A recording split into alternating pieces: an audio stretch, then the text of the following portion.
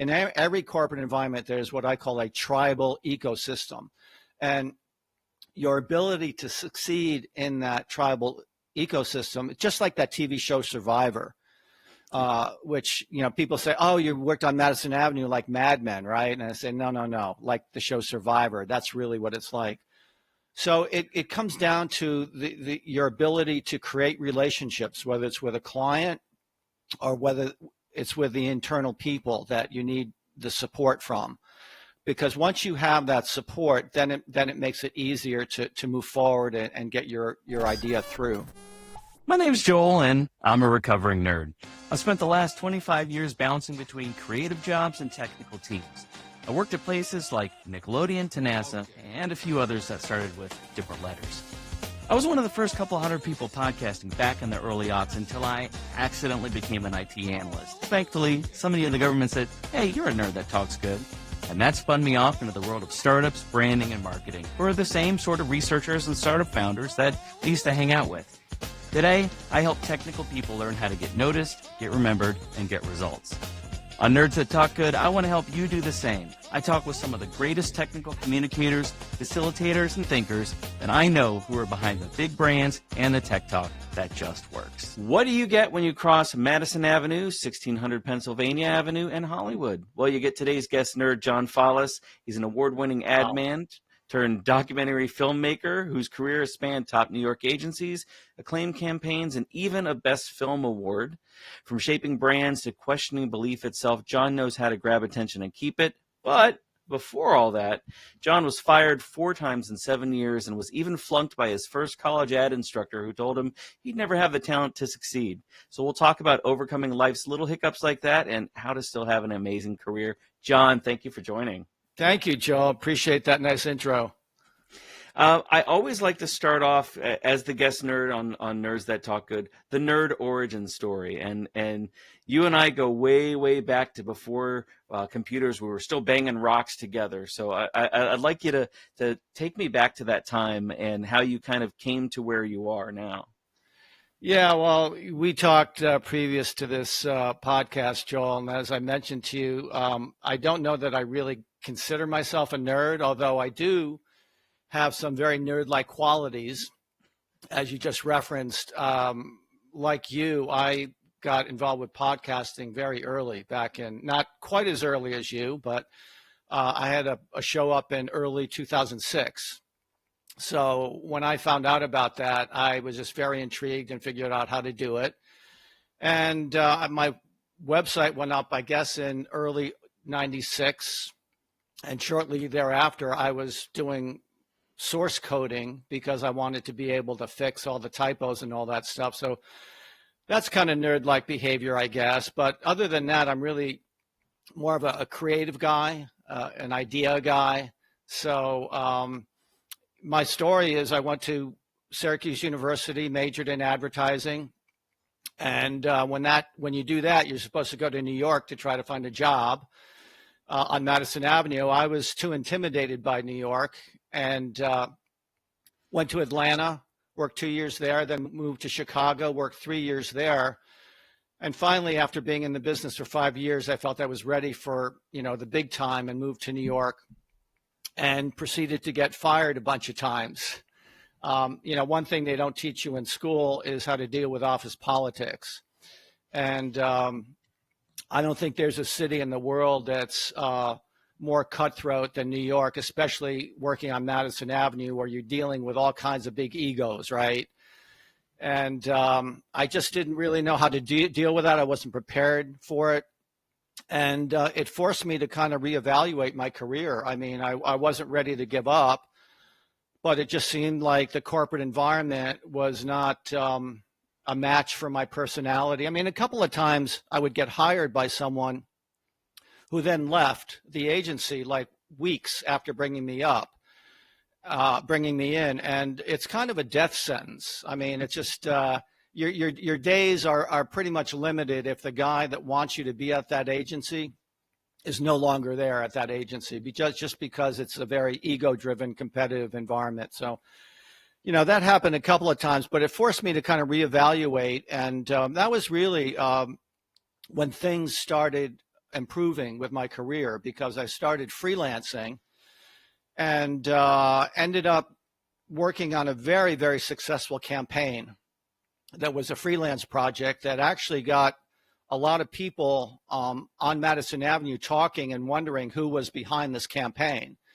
And it was just me and two other young guys who were doing it as a freelance project. But the campaign was running in New York Magazine, which at the time was a pretty major media thing. So people were seeing it, noticing it, and it attracted a guy that called me out of the blue and wanted to talk to me about partnering. He was a business development guy. He had been looking for a top creative guy to collaborate with, and because he noticed this campaign, tracked me down, and 20 minutes after meeting with him, he said we should start an ad agency, which is a little bit like going on a blind date with someone and then having them say, let's get married after 20 minutes. But we started collaborating, and he was really, really good at business development, getting opportunities for me to do my work, which is what I never had working in the corporate environment. The reason I didn't succeed is I don't really feel like I got a good opportunity. And because he was invested in me as a business partner and very good at sales, our agency took off immediately, Joel. It was amazing. The first account that we got was so successful that after 3 months, the client doubled his media billing. It was a TV commercial.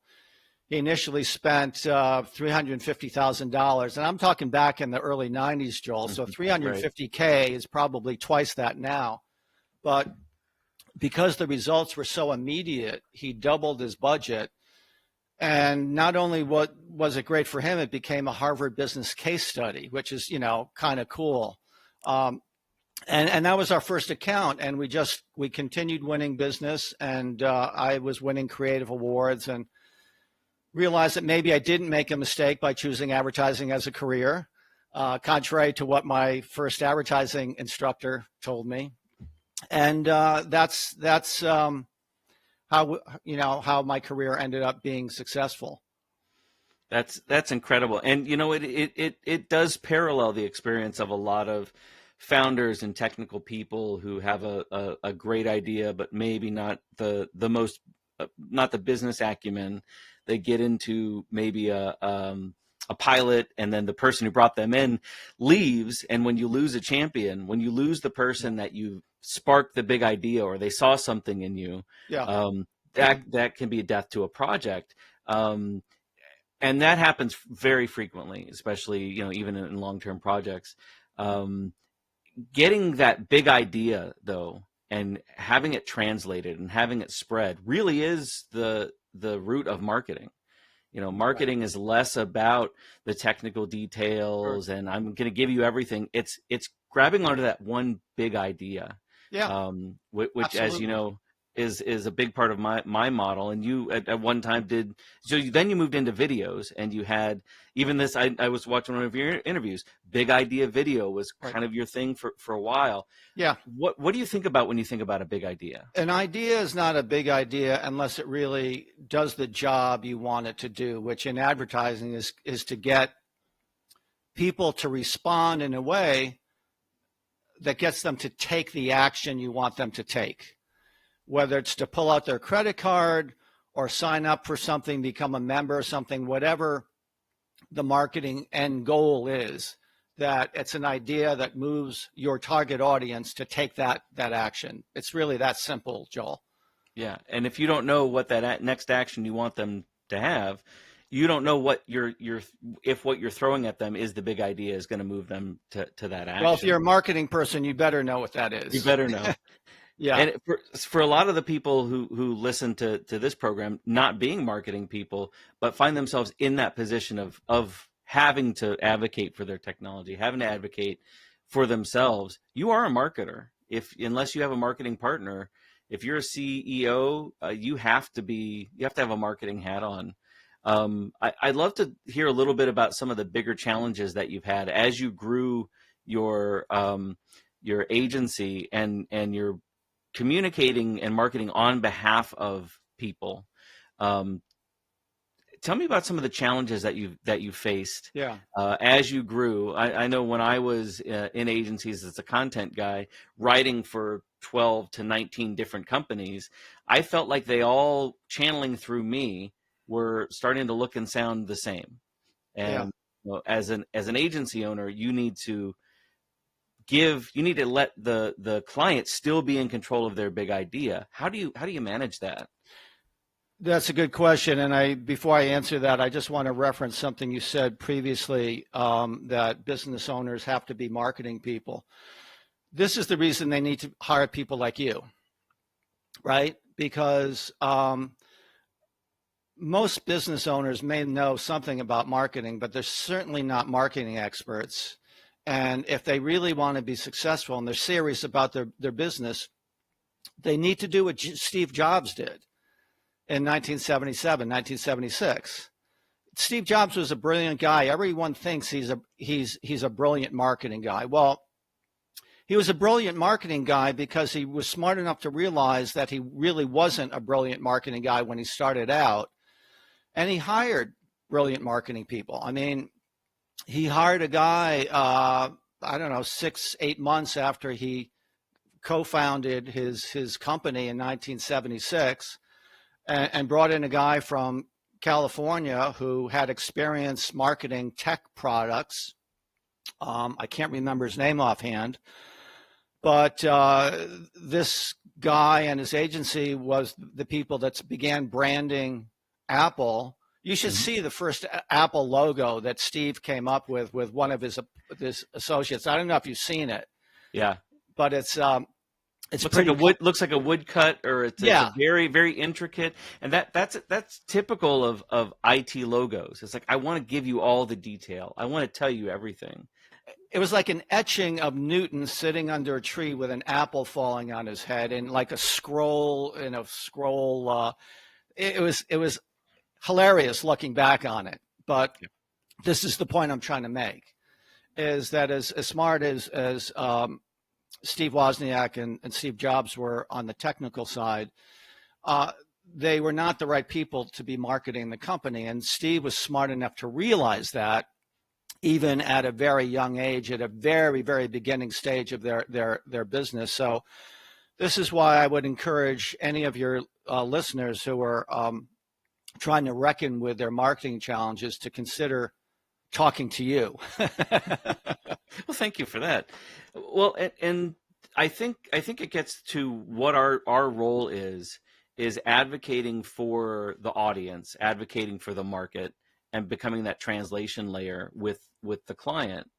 And so I call what I do, my workshops, I call them a sort of therapy. You, for a long time, have had marketing therapy, which is another reason I wanted to talk to you. We're going to have to hash this out and figure out who owns what. But I'm just joking. Tell me a little bit about your perspective and where does therapy fit in from what we do? Well, I'm trying to catch up with your questions. I didn't really answer your previous question because I was referencing something you said earlier, which I thought was important to address, which we did. But you did ask me what were my challenges coming up with ideas, right? We were talking about big ideas, and you referenced my big idea video. So for me, that was the easy part, to be honest with you. I was very committed to being the best big idea person in the business, and was going to night school. Even after I was working, I was taking night courses in creative concept at the School of Visual Arts in New York. So I was constantly honing my creative skills, and would just relish the opportunity to solve a problem creatively for the client. So that was never the big challenge for me. I wouldn't say it was easy, but what was the challenges I kept facing was when I decided to venture on an entrepreneurial path, and was dealing with all the non-creative issues. Even in my partnership, Joel, even though we were in sync with what we thought a good idea was and what good advertising was, which was really the most important part. We weren't in sync with some of the other issues related to running a business. And I really had no training in business and just kind of learned by doing it. But I felt kind of overwhelmed at times having to reconcile and navigate the non-creative aspects of the business. I ended up suing my partner for breach of contract. I mean, we don't need to get into it, but I kind of walked the plank of my own ship at that point, just because I felt like I wanted to get out of the partnership, and then found myself basically with a couple of employees in an office space on Madison Avenue, having to do everything, wearing almost every hat, and business development, things like that. So that was a very, very challenging time when I started going down that path. And quite honestly, I didn't think I could do it without a business partner. And as it turned out, by just trial and error, I ended up doing it for about 22 years. So what I'm hearing is really a pattern of, peaks and valleys, and overcoming and pivots, as the startup kids call them, pivots. Yeah, exactly. What advice might you have to somebody who's stepping into this realm?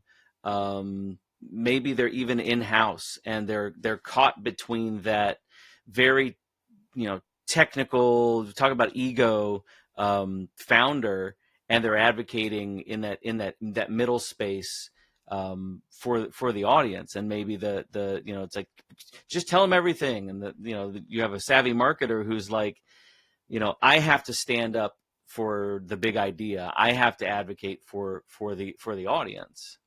Well, I'm probably not the best person to ask questions about how to navigate a sophisticated what doesn't work corporate environment. That's what everybody's doing out there. Listen, that was my frustration.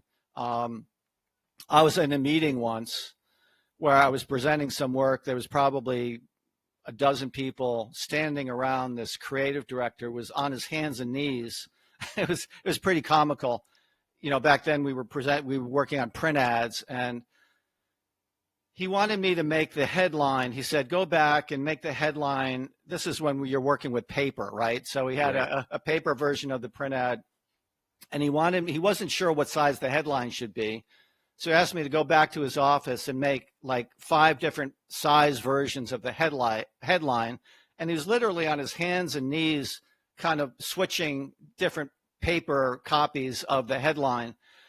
And I made a wisecrack in the meeting to a guy who was standing next to me, thinking that only the guy next to me would hear it. And unfortunately, the creative director, was my boss, heard it. And this is in a meeting with 12 people. So that was kind of the death knell for my time at that particular agency. So again, I always had kind of when I came across what I consider corporate bullshit, it's like the corporate ecosystem that I have a hard time dealing with it. I have a hard time. You really, that's a skill. I don't know if people are born with it or they learn how to deal with it, but that's a very good question you asked, how to deal with those subtle things that can make all the difference, right? Between, being able to do your job and coming up with a big idea. Because first you've got to convince your internal people that it's a good big idea before it even sees the client. There are layers, and I think people who think there's one person calling the shots, and if you're a small company, if you're maybe a founder at a small startup, that can work, but that often can lead to issues. So having a partner, having someone to bounce something through, having process or a filter, not necessarily for the office politics of it, but just the sanity checks. It really comes down to It really comes down to relationships. I'm sure you can appreciate what I'm saying. You need to have a good relationship. If you're in an internal, I call it the tribal. The word I was looking for was tribal ecosystem. In every corporate environment, there's what I call a tribal ecosystem, and your ability to succeed in that tribal ecosystem, just like that TV show Survivor. Which, people say, oh, you worked on Madison Avenue like Mad Men, right? And I say, no, like the show Survivor. That's really what it's like. So it comes down to your ability to create relationships, whether it's with a client or whether it's with the internal people that you need the support from. Because once you have that support, then it makes it easier to move forward and get your idea through. I alluded in the intro, we talked Madison Avenue. We haven't got to Hollywood yet, but you had a stop in there at the White House and the UN with some honors. So how do you go from getting fired 4 times in 7 years to, showing up on probably one of the world's biggest stages? Yeah, well, it goes back to what we're talking about, the big idea. I mean, in a nutshell, you can't underestimate the power of a big idea. And when you combine a big idea for a really important cause like child abuse prevention, which is what the ad campaign we did was addressing, and you put a media budget behind it of millions and millions of dollars, so it's seen by 24 million people, it's a very powerful thing. What got me invited to the White House was an idea that I came up with just on my own after watching TV one night. I learned through a documentary that Hitler was abused as a kid. And I thought to myself, wow, this could be an interesting fact for a child abuse prevention ad.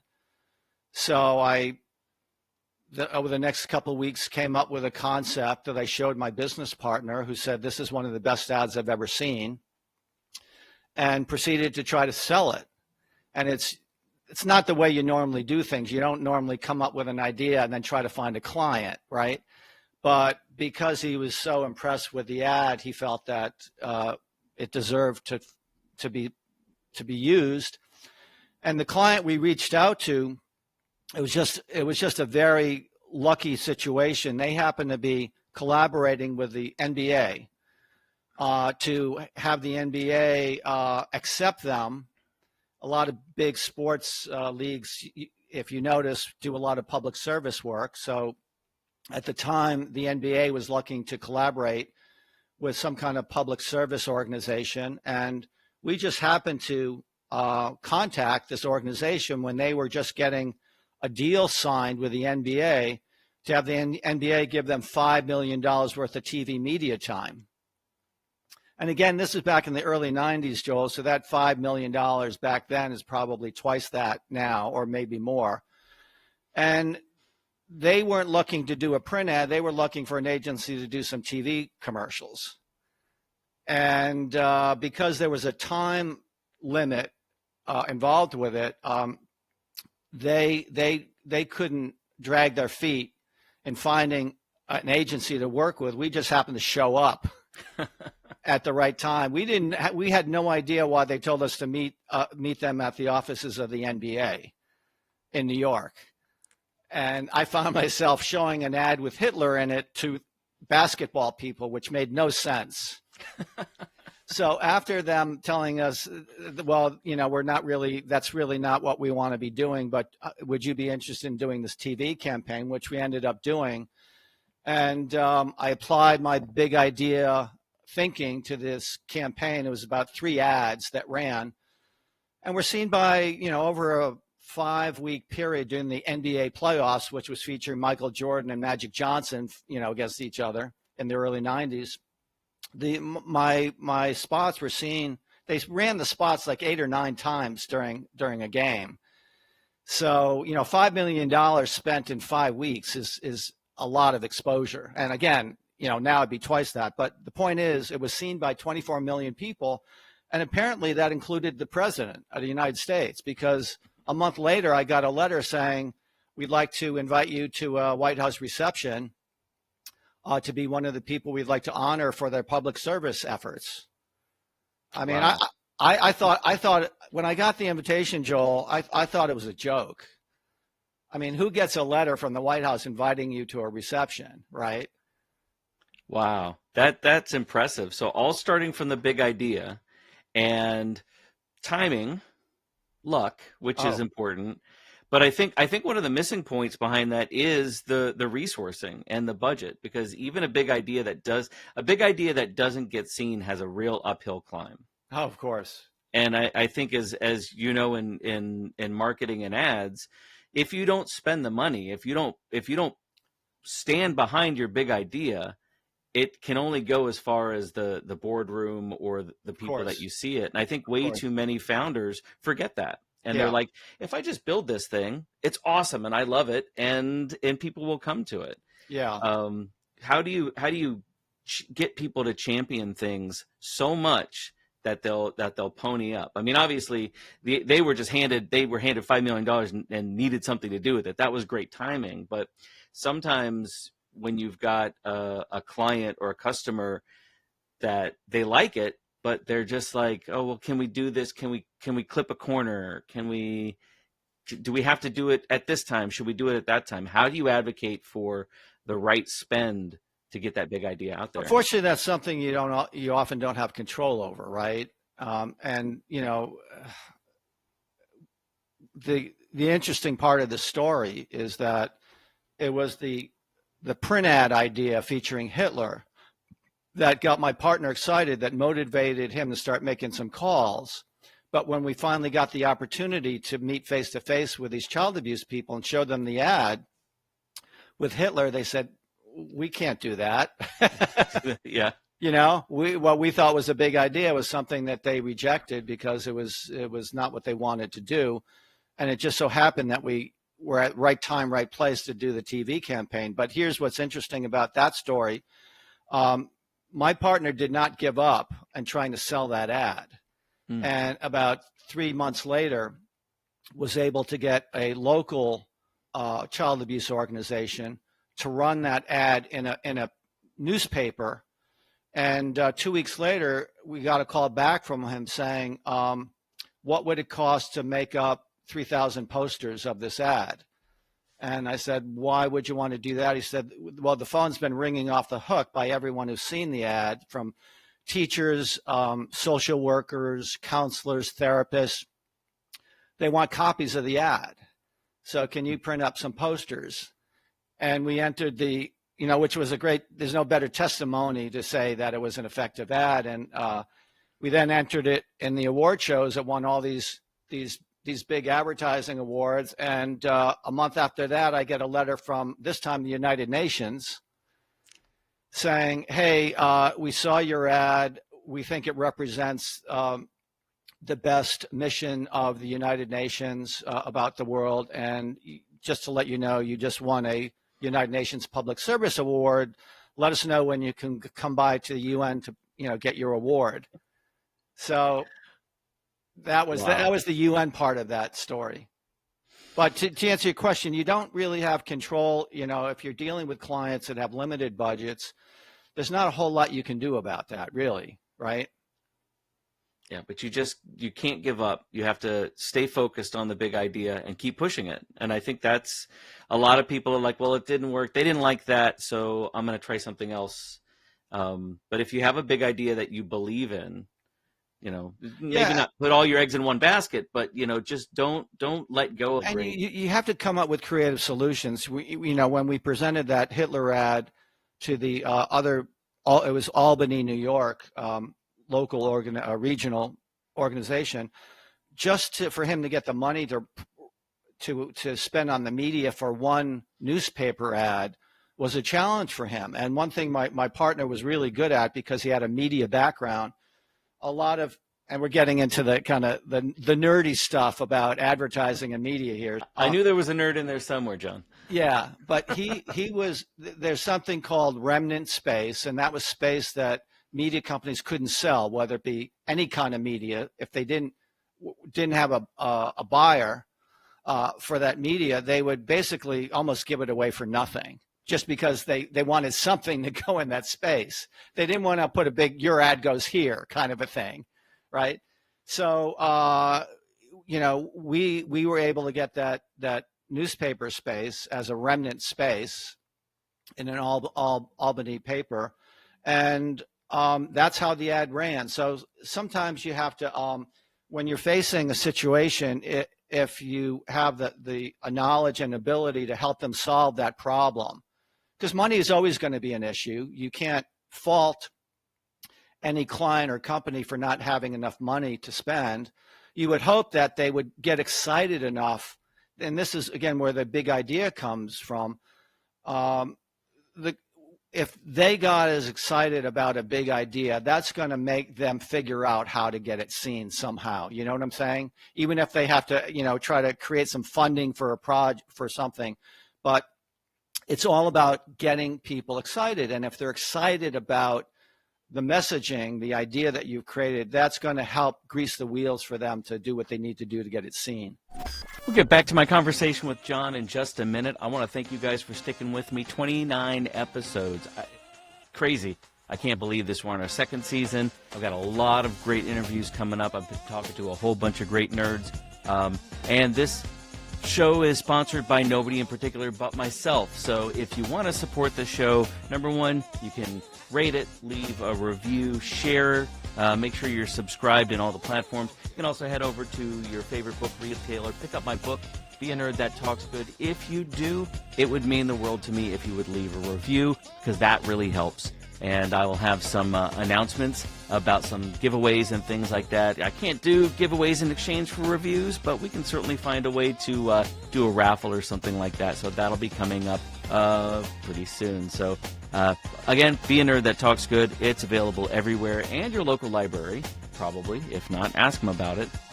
But until then, let's get back to this conversation with John, shall we?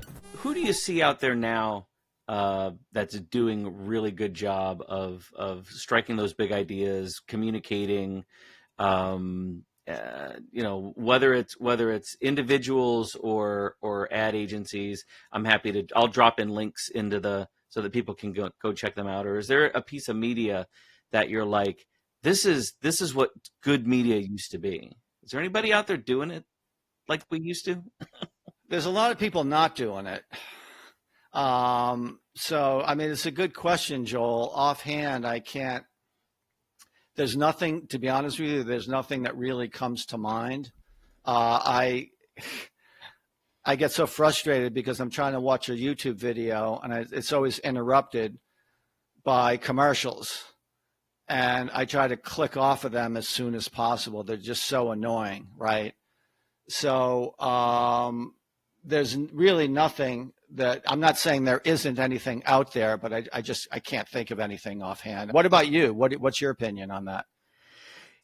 So despite my appearance, male, pale, and stale, I am very active on the TikToks, as the kids say. Yeah. And I think there's a lot of really good. Now I'm not specifically looking at ads, but there are a lot of really great communicators out there.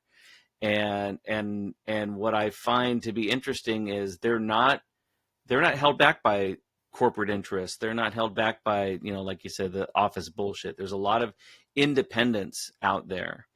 I think our media waves, for what they are now, it's YouTube and streaming. There's a barrier for entry to get into those, and the really great thinkers, the smaller companies. While we talked about the internet becoming a great democratizer for that, I think there's still a barrier. So I don't know about your thoughts about the changing landscape and how to get seen, maybe, is the question. Like, what do we do nowadays to become seen? That's the question that everyone's answering. And unfortunately, there's not a silver bullet answer for that, because and this is why I get frustrated, because there's so many marketing people out there. You've probably seen them. They're offering their how can I describe it? Their solution to solve their marketing funnels, guaranteed. do my 5-part system funnel to, and cookie cutter solutions don't work for every business. It's really, this is why I was consulting with clients. It really is specific to whatever the client is, whatever marketing challenge he faces. There's some, you can make some generalities that take advantage of all the free media.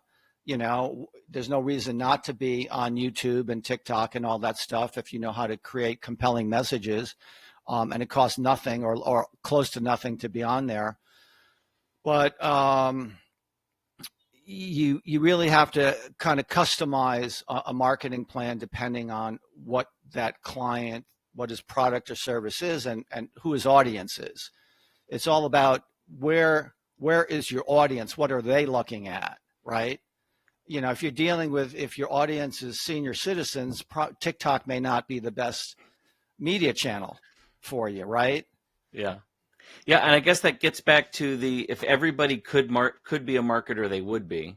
Right. And everybody who thinks they can because they're buying a low-hanging fruit system, right? They're not going to be able to do it from that cookie cutter, which I guess circles us back to the therapy aspect that we really didn't get into, which is uncovering some deeper truths and sometimes some uncomfortable truths to figure out what we should be marketing about. Absolutely. I got into this marketing therapy concept really by accident because I was still considering myself an advertising guy, not a marketing consultant. I didn't think it was marketing consultant and trading your time for money was a good business model. I was working with clients that I had retainer agreements with, that were paying me a fee, a monthly fee and things like that, or paying me by the project, not by the hour. So this consulting model came as an accident when I got a call out of the blue from a woman who said that she was referred to me and she had all these marketing challenges that she was facing, and could I give her some advice? And she said, I'd be happy to pay you for that advice. And at the time, I wasn't doing consulting. Again, I didn't think that was a good road to go down, and I tried to politely deflect her, saying, I don't do that. If you don't need advertising, I'm not the guy for you. I couldn't get her off the phone, because the more I tried to kind of politely deflect her request to work, the more she wanted to work with me. And this goes back to an important thing. When it comes to selling a product, if you have third-party testimonies, in this case, she had been referred to me by a couple of people. So it wasn't me pitching her. Other people had given her my name and said, he's the guy you really need to work with. That makes a huge difference. She also was in the audience when I gave a presentation. And this goes back to what, your mantra is, be able to speak well. I learned very early on in my career, Joel, that I had to learn how to speak well. I was basically a very introverted guy, but I realized very early on in my career that if I couldn't get up in front of people and communicate my message effectively, that was going to hurt me in my career. So once I did the whole Toastmasters public speaking course, and got to the point where I was actually welcoming opportunities to speak in front of an audience. As I'm talking about speaking well, I'm mumbling my words. And she happened to hear me speak, and so she was convinced. I didn't have to, she was convinced that I was the guy. And that started the marketing therapy thing, because I said, I slept on it. I said, John, just, shut up at this point, sleep on it, come up with an hourly rate. And, if she can't afford it, then so be it. And this was in 2004. And I said, my hourly rate is $250 and I get paid up front. And she paused for about 5 seconds and said, okay, and came to my office. She sat on my couch. I pulled out my yellow legal pad and said, so talk to me. And for the first 50 minutes of that hour, she was just kind of pouring her heart out. it was like a therapy session. And I finally had to interrupt her and say, listen, we only have 10 minutes left, and you've been doing all the talking, which is okay, but let me spend the next 15 minutes giving you some feedback. And at the end of that, I gave her an extra 10 minutes, Joel. And at the end of that, she said, listen, she said, it feels like we're just getting started. Can we meet again? And I said, sure. And as she was leaving my office and going down the elevator, I started thinking, I wonder if I could build a business model around this. And my first question is, how would I brand it? And it was pretty easy at that point. It felt like half marketing consulting and half therapy advice, hence the name Marketing Therapy. And did that for about 10 or 15 years after that. That's amazing. Yeah, I came to a similar conclusion when I had two founders in a room, and they're arguing over their big idea, and they're arguing over the problems that they solve and the value that they bring. We're building a messaging foundation for somebody, and I just thought to myself, I said, man, this is a whole lot like couples therapy. Like, you're getting two people in a room, maybe you're getting teams in a room who aren't in alignment, and that's sometimes what needs to happen before we turn to the headline, before we turn to the website, before we figure out what the colors are. It always needs, I would just say it always needs to happen, not sometimes. Yeah. You really need to kind of, it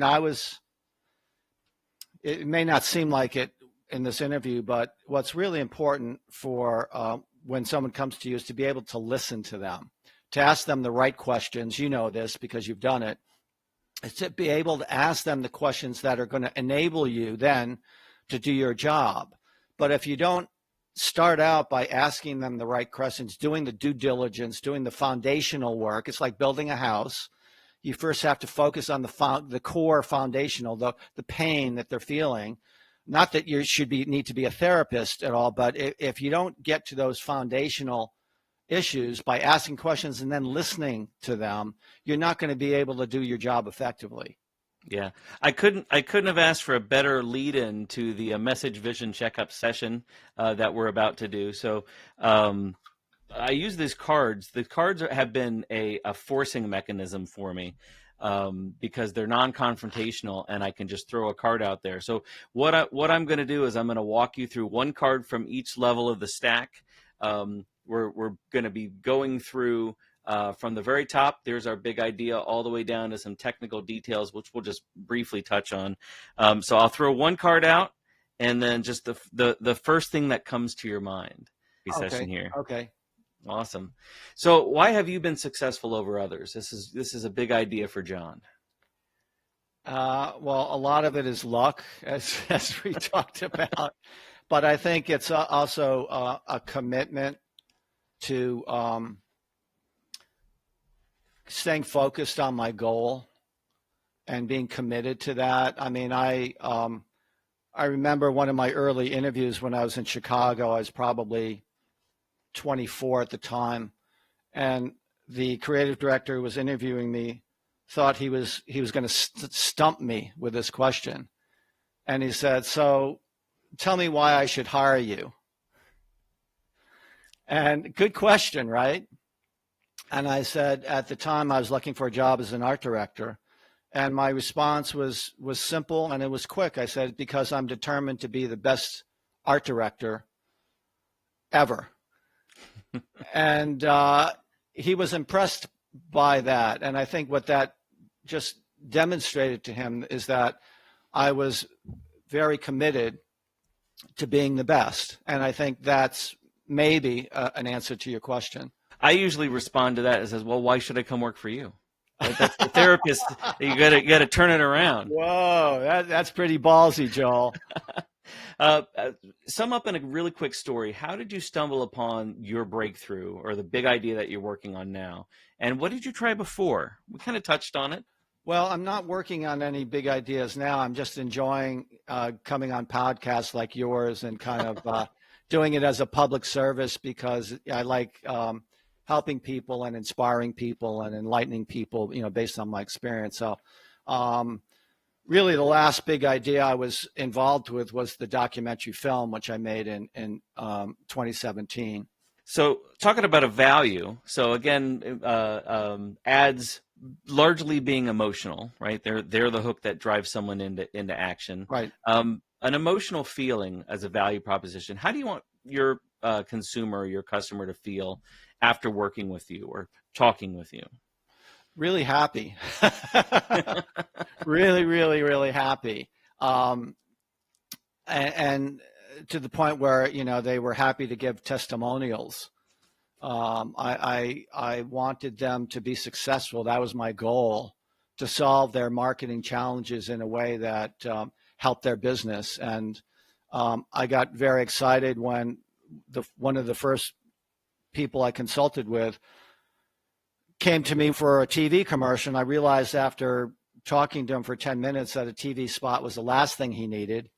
At the time, he didn't even have a website. This was in the early 2000s. And at the risk of talking myself out of a job for a TV spot, I steered him toward doing a website. And it wasn't long thereafter that he sent me gave me a testimonial that said, John saved me from making a $50,000 mistake. Wow.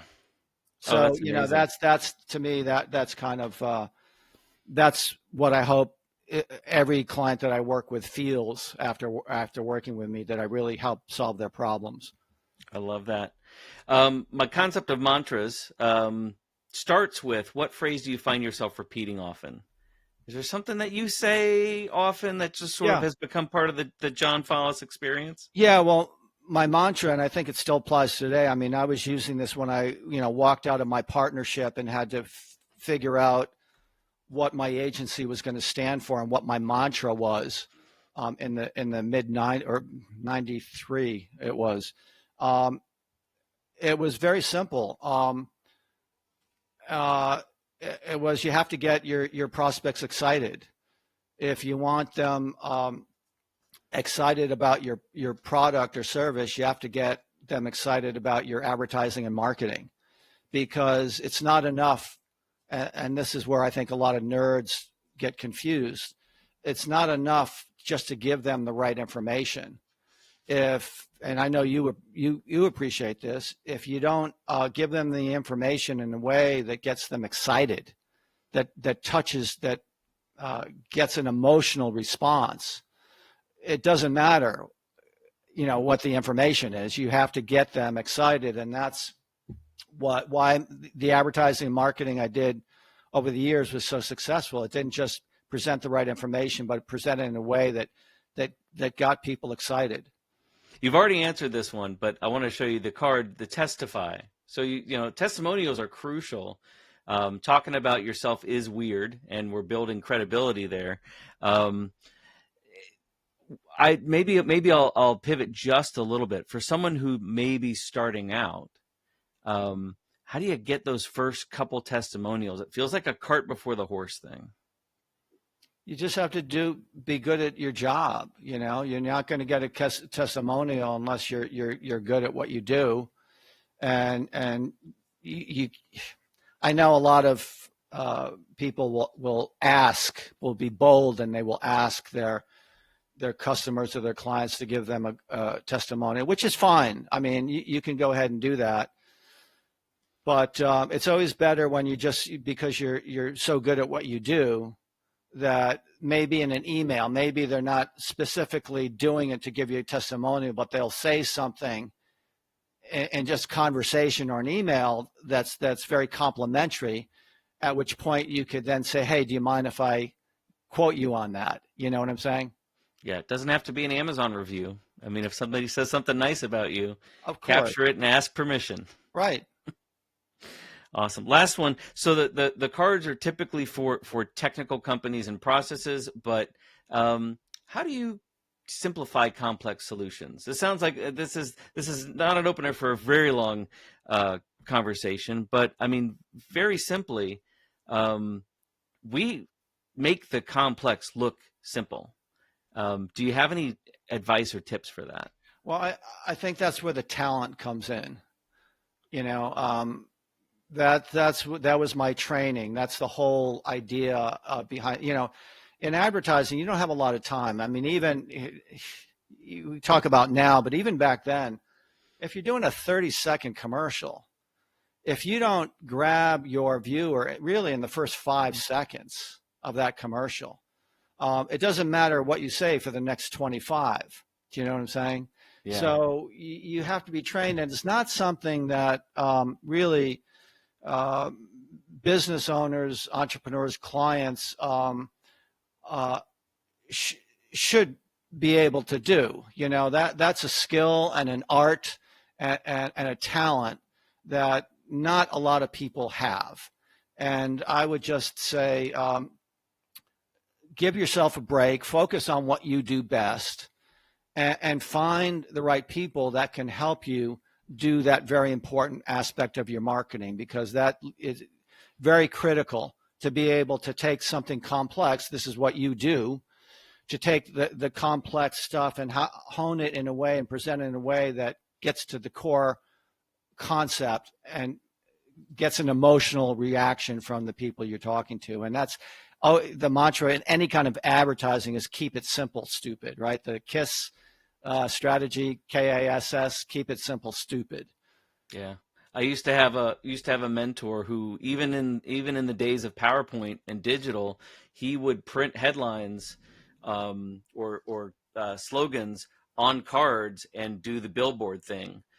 Billboard at 50 miles an hour. Did you get it? Did you have enough time to read it? Because we're still billboard at 60 miles an hour attention span. So yeah, that's great. Oh yeah. Especially on TikTok, right? It's just, oh my gosh. It's not the things are just getting just shorter and shorter and shorter. So if you can't keep it simple, you're just not going to succeed. Yeah. So looking back now that you're at this stage where you're enjoying coming on podcasts and sharing, how do you keep yourself creatively juiced up? What are the things that you do day to day to just stay grounded? That's a good question. It's been a challenge. I kind of miss in many ways. I don't need the money, so I don't need to hustle for clients, but I do miss, because it's been such a part of my identity for so many years. Is one reason, again, when I had an idea for a documentary, I'm not really a filmmaker. I'm not trained in filmmaking, but when I had an idea that I really felt needed to be fleshed out, I said, well, let me see if I could make something that people would want to watch. But my creativity right now, for the most part, is focused on music. I've been playing guitar since I was a kid, and it's another channel to be creative. And there's nothing that makes me happier than to learn a new song on my guitar, by watching a YouTube video or some kind of tutorial. It's just that's where I've been channeling most of my creativity these days. Oh, that's awesome. Yeah. Good to do things with your hands and get out of the brain sometimes and just noodle. Oh yeah. So I so much appreciate you sharing your time and your thoughts. And I'll put links to your website and everything. Anything else you want to share, for the listeners, will be in the show notes, the homework section, as I like to call it. But just if you have one piece of advice, and you've shared so much, for maybe an individual who wants to just improve their communication skills, what's maybe a first step? I would say, just if that's something you want to do, just take the necessary actions. You can't just want to do something. A lot of people say they want to lose weight. They just don't do anything that helps them to lose weight, right? So, wanting it is great, but you just have to take the necessary action. So there's really no excuse right now for not doing anything that you want to do, just because there's just so many resources. There's podcasts like yours that, it's at their fingertips, where they can watch some of your interviews and learn from those, or do whatever it takes to get to the point they want to get to. Awesome. John, thank you so much for joining. You are this episode's guest nerd. It's been an absolute pleasure, man. Thank you, Joel. Really appreciate the opportunity, and thanks for all the great questions. Really good questions. If you want links to the resources mentioned on the show, head on over to the episode page. And for information on booking a message workshop, getting your hands on the message deck, to check out my book, or just buy me a coffee, go to nerdthattalksgood.com/podcast. Until next time, happy messaging. Remember, you don't have to speak well. You only got to learn how to talk good.